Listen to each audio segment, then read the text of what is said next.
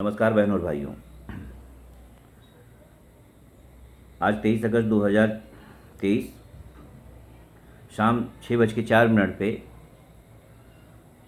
वो इतिहास भारत ने रचा जिसकी प्रतीक्षा भारत ही नहीं, दुनिया के सारे विकसित अविकसित सारे लोग कर रहे थे। दिवाली काफ़ी दूर है, लेकिन पूरे हिंदुस्तान, पूरी दुनिया में आज दिवाली वाला माहौल है। ये केवल इसलिए महत्वपूर्ण नहीं है कि भारत की प्रथम लैंडिंग जो है चंद्रमा पे हुई। सबसे सबसे ऐतिहासिक, सबसे अचरज और सबसे उल्लेखनीय बात यह है कि चंद्रमा के साउथ पोल उस सतह पे हुई है हमारे भारत के चंद्रयान 3 की लैंडिंग, जिसका आज तक किसी ने एक तस्वीर तक नहीं देखा था। लैंडिंग की तो बात दूर की बात है, वहाँ की स्थिति परिस्थिति, वहाँ के असलियत के बारे में, वहाँ के सतह के बारे में किसी को कोई जानकारी नहीं थी। भारत ने वो कमाल कर दिया, पूरे दुनिया का अग्रणी बन गया। 14 जुलाई 2023 को लॉन्च हुआ था और आज शाम 6:04 पे बहुत सुविधाजनक तरीके से, ऐतिहासिक तरीके से, बिना कोई त्रुटि हुए, बिना कोई गलती के लैंड हो गया। ये चमत्कार किया हमारी महान स्पेस एजेंसी इसरो ने, जिसकी शुरुआत 15 अगस्त 1969 को हुई थी। और आर्यभट्ट हमारा पहला सैटेलाइट था, उपग्रह था, जिसके कल पुर्जे हमने साइकिलों पर और बैलगाड़ियों पर लाद के लेकर आए हैं, जिसकी तस्वीर और वीडियो अगर आप चाहें तो गूगल पे, तस्वीर तो आम है, गूगल पे कहीं भी आप सर्च करके देख सकते हैं। आर्यभट्ट सैटेलाइट हमने लॉन्च किया था inter Cosmos Russian agency, space agency के मदद से 1975 में। 1980 में हमने अपना R1 सैटेलाइट लॉन्च किया, अपने स्वदेशी तकनीक से निर्मित SLV-3 लॉन्चिंग व्हीकल से। उसके बाद इनसेट, जिससे कि टेलीकम्युनिकेशन की शुरुआत हुई, हिंदुस्तान में टेलीविजन्स वगैरह की शुरुआत हुई। गांव-गांव, गली-गली, जंगल-जंगल, देहात टेलीविज़न के संचार पहुंचने चालू हुए। आम जनमानस को भी टीवी देखने का सौभाग्य प्राप्त हुआ। दूर सुदूर गांव में भी मनोरंजन का ये साधन, टेलीकम्युनिकेशन का ये साधन पॉसिबल हुआ।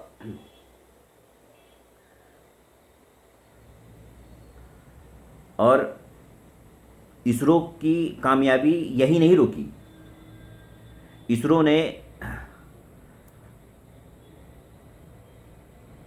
इंडियन रिमोट सेंसिंग सैटेलाइट्स भी लॉन्च किए।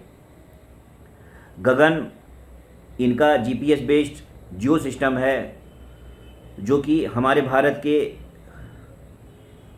जितने भी एयर स्पेस है, वायुमार्ग है, सबकी मैपिंग, सबका नेविगेशन सुनिश्चित करता है। वो हमने 2007 में लॉन्च किया।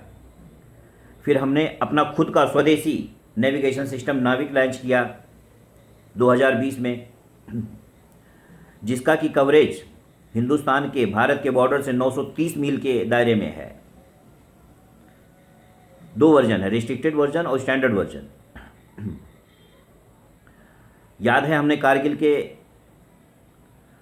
आक्रमण पर इसी अमेरिका से, इसी गूगल से उनके सैटेलाइट का नेविगेशन मांगा था कि बता दीजिए कहाँ कहाँ आतंकवादी छिपे हैं, उन्होंने इनकार कर दिया था। फिर इजराइल ने हमारी मदद की। आज हमारे पास स्वदेशी नाविक सिस्टम है। भारत अपने बॉर्डर के कोने कोने पे देख सकता है।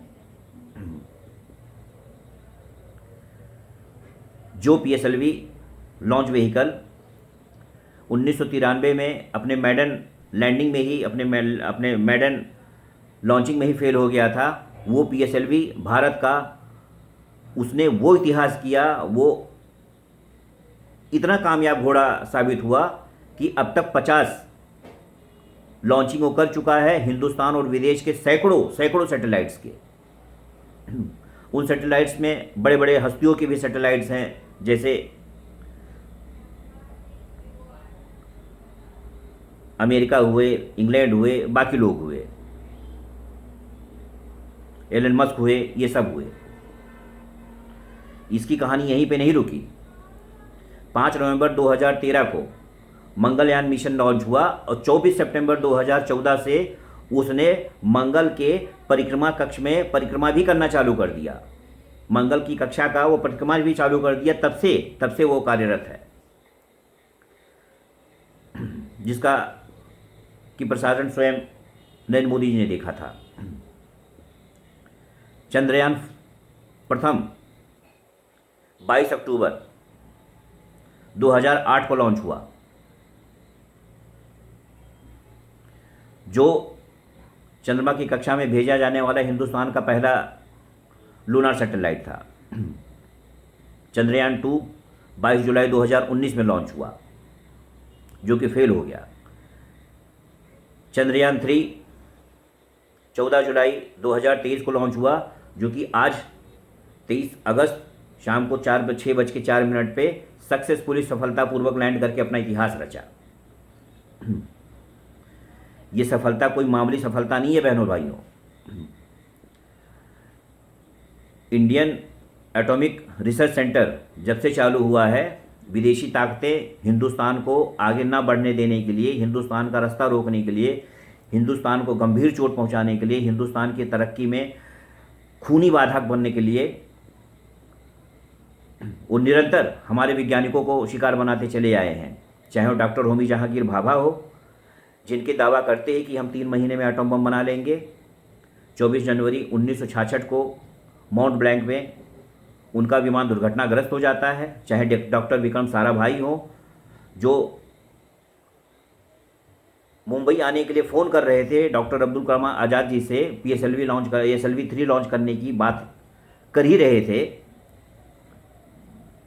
और उसके आधे घंटे के अंदर उनको हार्ट अटैक आया। ज़्यादा दूर क्या जाते हैं, 1994 में जासूसी के आरोप में खुद हमारे ही निकम्मी सरकारों ने नंबी नारायण जैसे वरिष्ठ इसरो वैज्ञानिक को दशकों जो है जेल में रखा। उनके छूटने के बाद ससम्मान इसी मोदी सरकार ने 2019 में उन्हें पद्म भूषण से सम्मानित किया।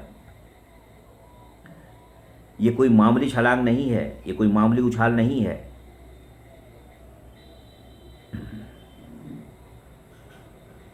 ये बेबसी में, विषम परिस्थितियों में आसमान छूने के बराबर है।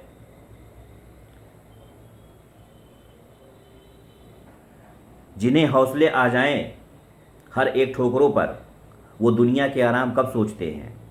कितना भी कठिन है ये पग दोस्तों, ये भारत है, भारतीय कब सोचते हैं। ये तो शुरुआत है। ये सफलता भारत के स्पेस टेक्नोलॉजी को संबल प्रदान करेगी, आत्मबल बढ़ाएगी, और ये बढ़े हुए आत्मबल से कठिन मार्ग भी, कठिन से कठिन ध्येय भी, कठिन से कठिन टारगेट भी अति सुगम हो जाएंगे, क्योंकि मन के हारे हार है, मन के जीते जीत। और सफलता हमको और कुछ नहीं देती है, सफलता हमारे मन को जीत प्रदान करती है, आत्मबल प्रदान करती है। जय हिंद, जय भारत।